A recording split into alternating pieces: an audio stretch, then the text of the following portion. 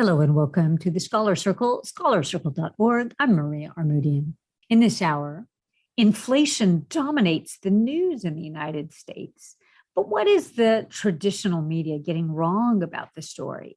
And how permanent are these price increases? Doug Becker explores. I'm Doug Becker. It's the economy, stupid. James Carville stated that in the 1992 election, and it's constantly repeated in every electoral cycle. But since the pandemic, the US has faced challenges of a recovery of the economy that was largely shut down for medical reasons. This has resulted in issues such as supply chain disruptions and what's being reported as high rates of inflation. On today's show, we're going to explore inflation as an economic issue being reported in the United States and how it relates to the pandemic, to labor shortages, to economic recovery, and other issues. Our guest today is Dean Becker, senior economist and co-founder of the Center for Economic and Research Policy. He's the author of The End of Loser Liberalism, Making Markets Progressive, and the co-author of Getting Back to Full Employment, A Better Bargain for Working People. Dean Becker, thank you for joining us. My first question, is this inflation that the US is facing? Well, first, thanks a lot for having me on. Your question, is it inflation? Absolutely. I mean, inflation means rising prices. And the latest data, if we take what's happened last year, October of 2020 to October 2021, our main measure of inflation, the consumer price index, has gone up 6.2%. So what that means specifically, this is a basket of goods and services. So we're averaging rent and car prices and bread prices and milk and gas and everything else in the world. And on average, that's gone up 6.2%. That's inflation. I can't argue that. The context that's often missing is that this is going on everywhere. When I'm saying everywhere, I mean other wealthy countries. So we've had a huge political debate here where you have a lot of people, obviously, particularly the Republicans, who want to blame Joe Biden and the Democrats. And the reality is, well, you want to do that, but we've had comparable inflation in Spain, in the United Kingdom, in Germany. Is that all Joe Biden's fault? I mean, I think that gets kind of stretching the imagination. The more obvious explanation here is that we had the economy largely shut down, as were theirs, and we're reopening. And the idea that we could have this massive reopening without some serious disruptions to the economy would have been wonderful, but that's also pretty far-fetched. So yes, we're seeing inflation. No, it's not the disaster that it's often being portrayed as. Are there specific sectors that are driving inflation? I've seen news reports suggesting that obviously gas prices rising seem to be one of the reasons for this. And I know things like the auto market, used cars in particular, seem to be driving a lot of these price increases.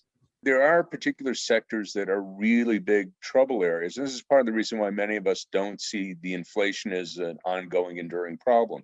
So you mentioned oil. Well, if you remember when the economy shut down, oil prices literally went through the floor. They were negative. If you would agree to take delivery of oil, I think it was back in May or June of 2020, you would get paid. They would pay you to take delivery of oil. And that's because we had so much oil and so little demand that oil companies didn't know what to do with it. So if you would have agreed to take a barrel of oil, I forget what it was, they'd have given you $10 or whatever it was. It was actually a negative price. So it was inevitable that oil prices would go back up. They're somewhat above the pre-pandemic level, but not hugely. I mean, oil prices did rise to $86 a barrel back last month. They're down to around 70 or so. I don't know the exact number today, but somewhere around 70 a barrel. That's somewhat above the pre-pandemic level, but not hugely so. But that's exactly the sort of thing that we expect to see with the recovery, that as the US, not just the US, but US, Europe, Japan, China, they all start increasing, people are driving more, we're getting closer to normal, that increases the demand for oil. So if we compare prices today, gas prices in particular, to where they were a year ago, they're about 40% higher. That's because the economy is more or less back to normal. So oil's not real cheap anymore. Cars you had mentioned, again, we know exactly the problem. There was a fire at a huge semiconductor factory in Japan earlier in the year, which has hugely reduced the world's supply of semiconductors, which are needed in cars. So most of the major manufacturers, I should say all the major manufacturers, had to cut back their production significantly, creating a real shortage of cars. New car prices are up about 10% over the last year. Used car prices about 27, 28%. That's had a huge impact in our measures of inflation. That's at about 1.5 percentage point to the measure of inflation over this period. So you could point to some things like that that have had a real outsized impact. And those are going to end in the sense that oil prices, as I said, they've already fallen about 20% from their peaks. And car prices, the major manufacturers, Ford and Toyota, say they're already back at capacity. I presume the others will be fairly soon. So car prices are likely to come back down, and used car prices in particular.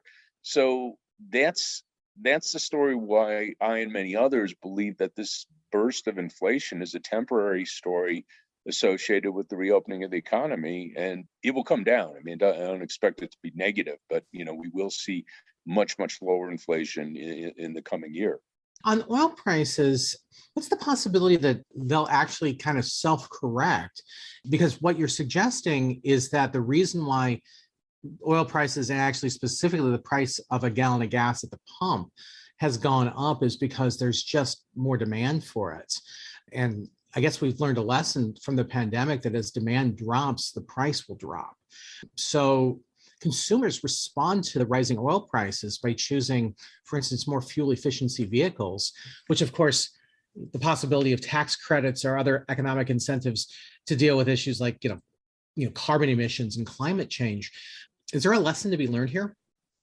Yeah, well, there's both a short-term story and a long-term story. So I think the short-term story, because not everyone's going to trade in their car for a more fuel-efficient car or an electric vehicle. That's not something that happens overnight. But what is more likely to happen in the near future, which is mixed benefit, we are seeing more oil production. So when you get higher oil prices, a lot of the producers that went offline. So here I'm thinking of a lot of fracking producers in, say, Texas and North Dakota. A lot of those went offline during the pandemic because the price was so low. They're going to start again, and they could increase their production pretty quickly. That's not a great story if we're concerned about global warming, but if you want to see the price come down, that will do that. And I think we are seeing that to some extent now. The other story, which is a longer term story and a hugely important one, it really, obviously, the future of the planet rests on, is that we move away from oil as a fuel. And this is about getting people into both more fuel efficient cars, insofar as there's still, traditional internal combustion engines, but also more importantly into electric vehicles. And we're clearly going that way, not nearly fast enough, but the credits that are in the infrastructure bill, and we'll see what we get in the Build Back Better bill, assuming there is one, but that will encourage people to switch to electric cars, and that will reduce demand for oil, will reduce the price, but we'll care less. I mean, if we're all driving electric cars, we aren't going to care much about the price of gas. But again, that's not a this year, next year story. That's maybe a 10, 15 years out story. Now, I know the conservative critique about what's driving inflation. My understanding is there's kind of two foundational arguments. One, that it's tied to government spending, so this increase in spending since the election inauguration of President Biden. And the other is worker wages going up as a result of labor shortages. Let's take the first one first. How valid is that critique that as government spending goes up, there's an expectation for inflation?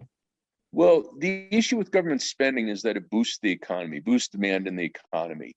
And there's no doubt that Biden's package, and give credit or blame, the packages passed in 2020 when Trump was still in the White House, those added to demand in the economy. And to my view, that's really kind of a great story, because here it is where the economy largely shut down last year in the spring. And now we're looking at 4.2% unemployment. That's a really low unemployment rate. I mean, when that number came out last Friday, I was like, wow, that's really good news. The Black unemployment rate's the lowest it had been since 2018, and before that ever. So, getting the economy back to something pretty close to normal in the span of a year and a half, or even a little less, that's a really, really good story. No doubt that spending helped to do that. And in doing so, yeah, it undoubtedly had some impact on inflation. But this is why I bring up the point about other countries. We see comparable rates of inflation, not necessarily as high, but pretty comparable in Germany, in Spain, in the United Kingdom. So I don't think we could blame that on Joe Biden's recovery package. So basically what I'd say is we were going to have serious problems. There was going to be some inflationary issues associated with the reopening of the economy regardless. I'm sure those were made somewhat worse by the fact that we did it so rapidly and we got people back to work. Again, in my view, a great thing, but a cost of that was somewhat higher inflation. And then what about the question about labor shortage? I mean, we're in kind of an odd era at this point where it seems like there's a lot more jobs than there are workers, and definitely in certain sectors that's more true than others. But the expectation has always been that as the labor market tightens, wages are going to go up. And then as wages go up, isn't there a natural expectation that prices will go up? Yeah, there are two things on that. First off, I think we could very clearly say that the inflation we're seeing is not wage pushed. And the reason why I say that is we have data on what's happened with profits, and the profit share of income has actually risen sharply in 2021. So you're pretty hard pressed to say that wages are the factor driving inflation if profits, businesses are actually increasing their share of the pie. Clearly, that's not the immediate factor. Wages aren't the immediate factor pushing up prices. Doesn't mean that might not be the case at some point in the future. That has not been the case in 2021. The issue of the labor shortage here too, I think it's overwhelmingly a positive story. This is primarily at the bottom end. So these are workers who are working in restaurants, in hotels, low-paying occupations, and they're getting many cases first time in their life, really first time since the 60s, early 70s, that these workers actually have serious bargaining power. They have their choice of jobs. So they could say if they're getting paid too low or they're being treated poorly on the job, their boss is a jerk, they could say, okay, I'm out of here. I'm going across the street. Someone else wants to hire me. And I think that's a great thing. And what I'm hoping is that that will be to some extent enduring. In other words, if you have bosses that are jerks, they can't keep their workers. So either the bosses get fired or the business goes out of business. But that is, we are seeing high wage increases at the bottom end. Restaurant workers, the pay for workers in restaurants has risen 12.4% over the last year. So they're doing really well. Convenience stores, it's 20%. So where you have the lowest paying jobs, you've seen the sharpest increase in wages. You go up higher on the wage ladder, that's much less true. And a lot of workers who are, say, earning 60, 70, 80,000 a year, they might be falling a little bit behind. I mean, not that that's a good story, but I'm less concerned about someone who's earning 80,000 a year falling 1 or 2% behind than, say, someone who was earning the minimum wage falling 1 or 2% behind. So to my view, that's overwhelmingly a positive story. And I expect it to be self-correcting in the sense that as you have businesses competing for workers, some will win, some will lose. The ones that lose go out of business. So where you have a lot of, particularly I'm looking at things like restaurants, small retail stores, you hear many of them say truthfully, oh, I can't afford to pay my workers, another 10%, another 15%. Well, then they go, I mean, that's not a happy story, but that's the way capitalism works. If you can't pay the market wage, you're going to go out of business. And that will give us a more orderly labor market. Again, I hope it's always the case that workers even at the bottom have some choice, more so than they did during the pandemic. But I don't expect us to see the sort of jumping around, workers quitting their jobs as frequently and as many jobs going unfilled as you have today. I don't expect to see that story, say, 6 months or a year down the road. Dean, the American consumers and certainly the political class really view inflation as this evil that needs to be avoided in a way that sometimes may not serve the interests of economic growth or the interest of wages. Are Americans a little bit too obsessed with inflation and sort of the history of that inflation, harkening back to the late 70s and the Carter administration seems to be, the argument? Well, there's a tough sort of chicken and egg thing. So yes, I think people are overly concerned about inflation, but I think a lot of this is driven by the media. And what I mean by this is I don't think most people are sitting down thinking, oh my God, how big a problem is inflation? Would we be better off with less employment and lower inflation? Or is it really good? I'm not knocking people, but people have day jobs, they have families. So they're not doing that. I think when they have fears about inflation, it's because they turn on the news for a few minutes. Maybe they read an article in the paper and they saw, oh, inflation, people are concerned inflation's rising. I think it's largely a media-driven story. And, again, I've had people say, oh, well, the media is not telling them that the price of gas rose. And of course, that's right. But the point I always make on this is, if we think of what we do over the course of a day, we buy gas, we, go to a restaurant, we see our friends, this and that. We do all these different things over the course of a day. And maybe we notice the price of gas went up 5 cents. Not happy about it, but you don't think twice. But then if you hear on the news, oh, price of gas went up, well, that sticks in your head. So I think the media really plays an enormous role in hyping inflation. So I don't think it's that people have sat down and really thought about and said, oh, inflation's this really horrible problem. I think it's a problem that to a substantial extent has really been perpetuated by the way it's been reported. You're listening to Scholar Circle, scholarcircle.org. We're discussing the U.S. rate of inflation and economic recovery with Dean Becker of the Center for Economic and Research Policy. I know you've written about the infamous CNN story about the rising milk prices. Is the media certainly overhyping the story about inflation? Are they actually reporting higher rates of inflation than what's really going on? Yes, they are. I saw that milk, CNN famous milk story, and it was close to absurd. First off, they talked to this family how much more they're paying in milk.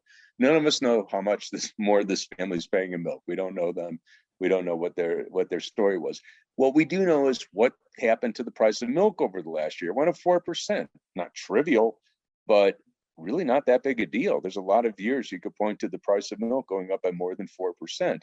Then they had this family consuming a huge amount of milk, 12 gallons of milk a week. Maybe they do. I have no idea.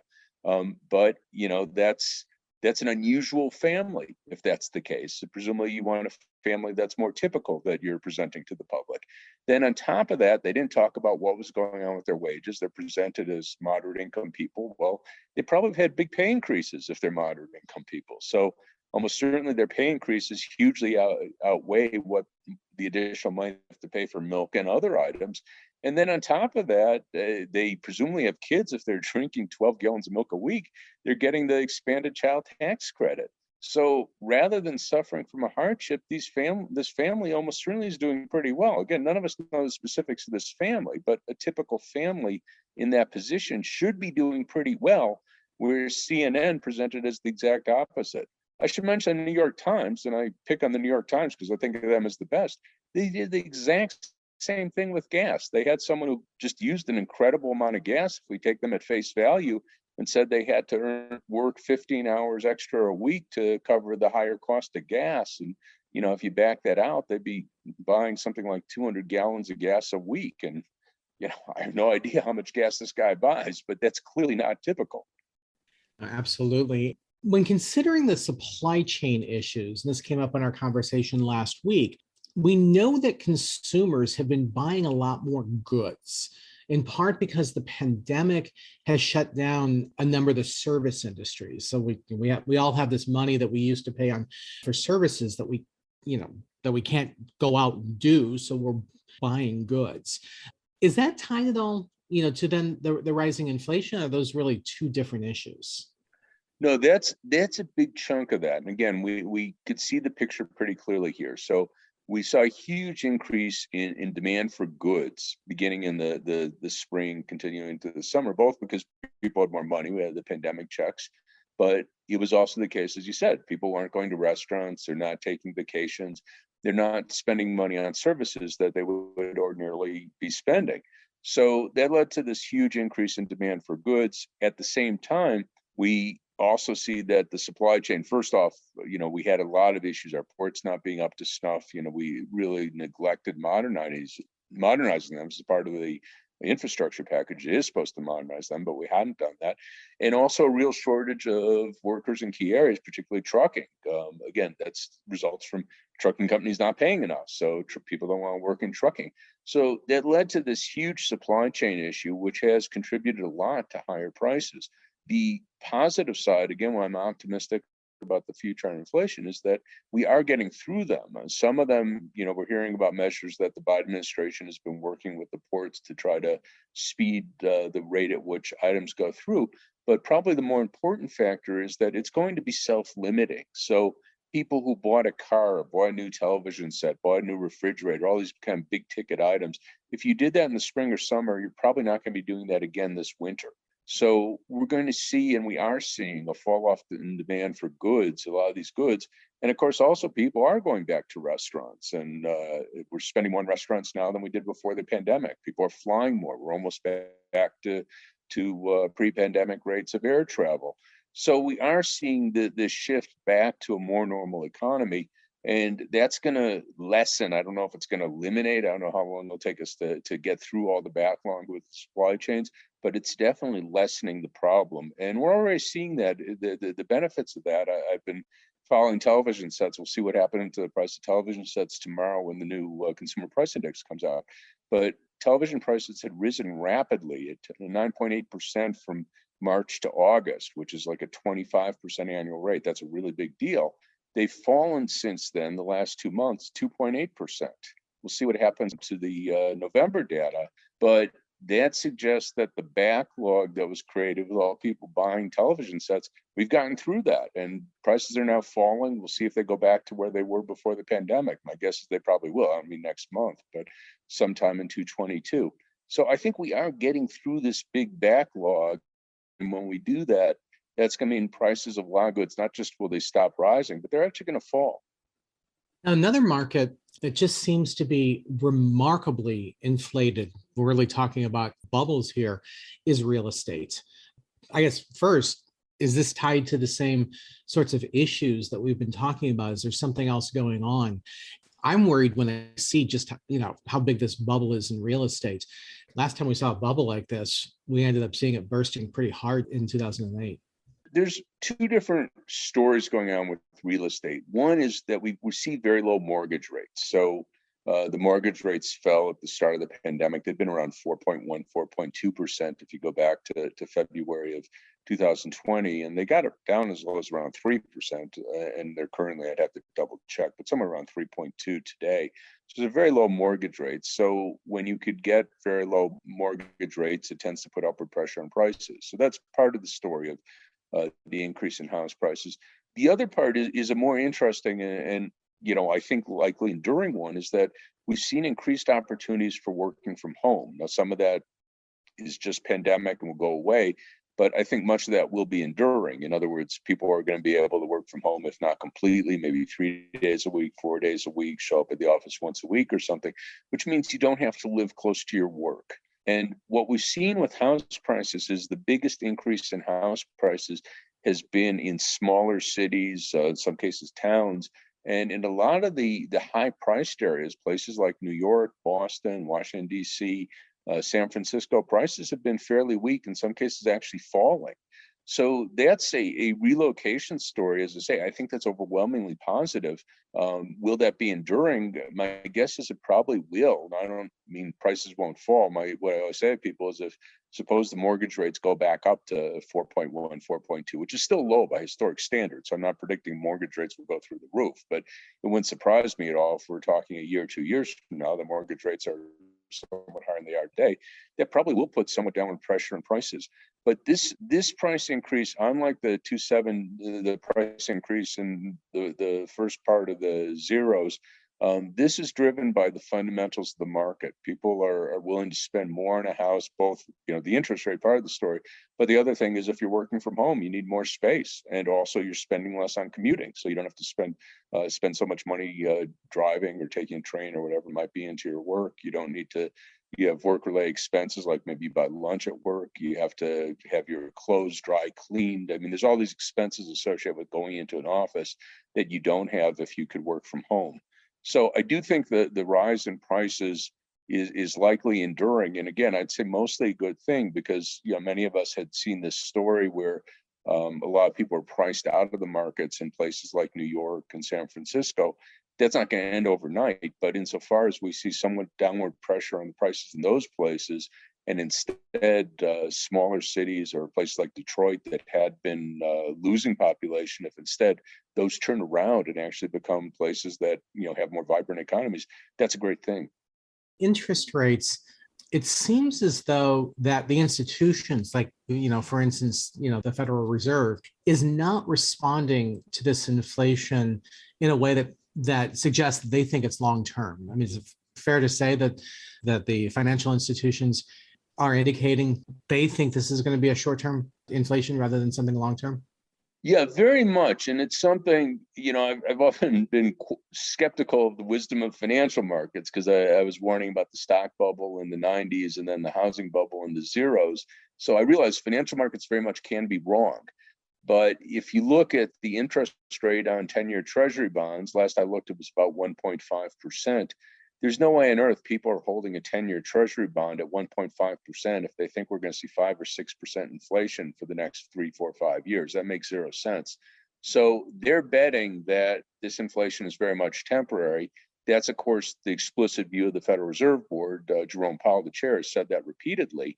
So his expectation, at least what he says, is that we're going to see much lower inflation in the year ahead. And again, I agree with that. I think that's right, but it matters more what he thinks than what I think. We know that opinion polls and perceptions, things like consumer confidence are all suggesting that Americans are pretty concerned about inflation, concerned about the economic position of the country, and definitely concerned with the leadership coming from the White House. What you're indicating is maybe they shouldn't be so concerned, and this isn't as much of a threat as what's being reported. So what should the White House do? Or what should, generally speaking, what should economists do to try to break through and indicate that maybe you shouldn't be as worried as you are? We just have to, I think, keep reporting the data. And the New York Times, had a very interesting piece a couple of days ago, it was Monday or Tuesday this week, where they had data from JP Morgan, which is obviously a huge bank, and they have credit cards. So they know people's bank accounts. They know how much is in their bank accounts. And what this piece reported was how much money people have in their bank accounts relative to what they had before the pandemic, when the pandemic started. And all groups, so they did this by income quintile, all income quintiles had considerably more in their account today than they did when the pandemic started. But the biggest increase were for those at the bottom. This is percentage increase, just to be clear. So a $1,000 increase in your bank account for someone in the bottom quintile that pours 20%, that's a large percentage increase, but it's obviously not all that much money. But in any case, the point just being here that most people have much more money in their bank accounts than they did at the start of this. But yet there was another survey I saw not long ago. They asked people if they're not going to do Christmas shopping or holiday shopping, or at least less than they would ordinarily. And a substantial percent, let's say it was 20%, said they were going to either not do holiday shopping at all or substantially less. So you look at that and you go, okay, we know almost everyone, particularly those who are most stretched, they have more money in the bank today than they would ordinarily, but now they're saying they're going to do less shopping. So somehow they've got it in their head, or maybe they're just telling the survey taker that things are really bad for them, when the data seem to indicate that they're not, that they're actually better off than they were, which again, I understand. Someone's in the bottom 20th percentile, they're not doing great, but they are doing better than they were pre-pandemic. In terms of, what the administration could do, what I and other economists could do, I think just trying to talk realistically about the data. I mean, we were talking earlier about the job situation. I'd have to imagine that, people working in restaurants, custodians, people at these bottom end jobs that have the option to quit, that must feel great to them.